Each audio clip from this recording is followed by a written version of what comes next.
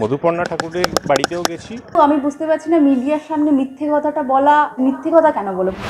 বনগাঁর মতুয়া বাড়িতে সাক্ষাৎ বিতর্ক, দুজনেই তৃণমূল বিধায়ক আর দুজনে দুরকম দাবি করছে জানিয়ে বিধানসভা ভোটের মুখে শুরু হলো তীব্র জল্পনা। ঘটনার সূত্রপাত শনিবার ঠাকুরনগরে মতুয়া বাড়িতে যান রানাঘাট দক্ষিণের তৃণমূল বিধায়ক মুকুটমণি অধিকারী।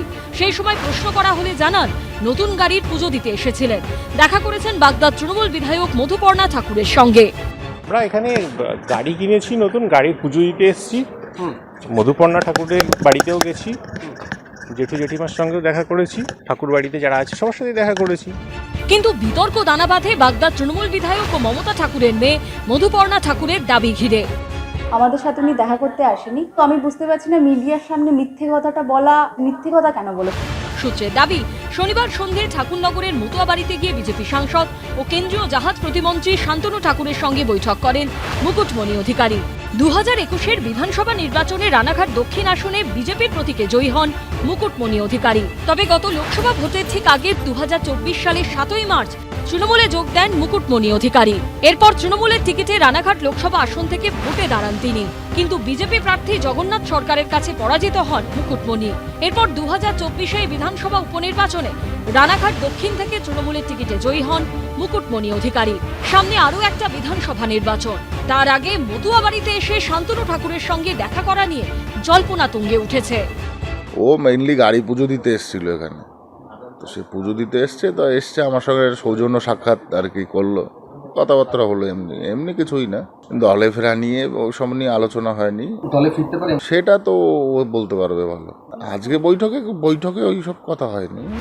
দলবদলে জল্পনার বিষয়ে আমল দিতে নারাজ তৃণমূল বিধায়ক মুকুটমণি অধিকারীও। বিজেপি থেকে ফিরতে পারেন এমন কোনো বিষয় আছে? আরে বাবা না, ঠাকুর বাড়িতে এখানে তো আমরা আসতাম, আমরা 3 জেনারেশন ধরে ঠাকুর বাড়িতে আছি। ভোটের মুখে সাক্ষাৎকার জল্পনা ছড়াচ্ছে আপনি দল পরিবর্তন করতে পারেন। ধরুন এটা আপনারা এসব বলছেন, এই যে গাড়ি কিনেছি, গাড়ি পুজো দিতে এসেছি। তবে এই নিয়ে প্রশ্ন তুলেছেন খোদ বাগদার তৃণমূল বিধায়কই। এখানে সবার জন্য মাথার মধ্যে একটা মাইন্ডে একটা কোয়েশ্চেন মার্ক থেকে যায়। আমরা তৃণমূল করি, উনিও তৃণমূলেরই বিধায়ক, এবং তৃণমূলের দিকে না এসে বিজেপির তরফে গেছে, এটাও একটা সন্দেহজনক কথা। সব মিলিয়ে ভোটের আগে এই ঘটনা ঘিরে শুরু হয়েছে জোর জল্পনা। সমীরণ পালের রিপোর্ট, এবিপি আনন্দ, উত্তর 24 পরগনা। পশ্চিম এশিয়ায় যুদ্ধের জেরে 60 টাকা করে বেড়ে গেছে ঘরোয়া রান্নার গ্যাসের সিলিন্ডারের দাম। শনিবার থেকে কলকাতায় রান্নার গ্যাসের দাম বেড়ে হয়েছে 939 টাকা। এরই মধ্যে আবার মরার ওপর খানার ঘায়ের মতো এসে পড়েছে সিলিন্ডার বুকিং এর নয়া বিধি। আর এই পরিস্থিতিতে হেসেল চালাতে কালঘাম ছুটছে মধ্যবিত্তের। টালিগঞ্জের বাসিন্দা কর্পোরেট সংস্থার কর্মী সঙ্গীতা রায়। সিলিন্ডার বুকিং এর নতুন নিয়ম নিয়ে রীতিমতো চিন্তিত তিনি। শেষে বিকল্প হিসেবে বেছে নিয়েছেন ইন্ডাকশন ওভেন। হ্যাঁ, একটু তো চিন্তা। আমাদের একটি যৌথ পরিবার, তো অনেকেই রান্না করতে হয়। তো ধরুন 15-20 দিন অন্তর অন্তর গ্যাস বুক করতে হয়।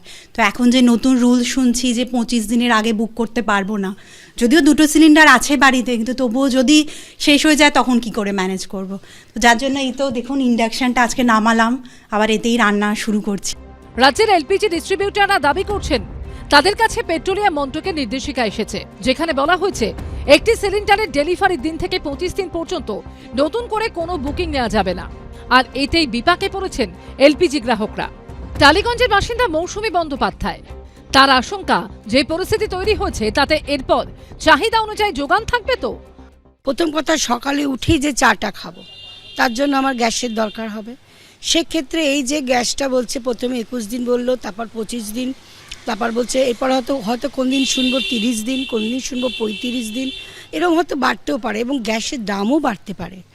এটা আমাদের মধ্যে ভীষণ একটা টেনশানে কাজ করছে, কারণ যারা আমরা বাড়ির মহিলা তাদের তো গ্যাসের ওপরই সব কিছু, কারণ আমরা এখন সব কিছু খুব সহজ পদ্ধতিতে সব কিছু অ্যাভেলেবেল করতে শিখে গেছি।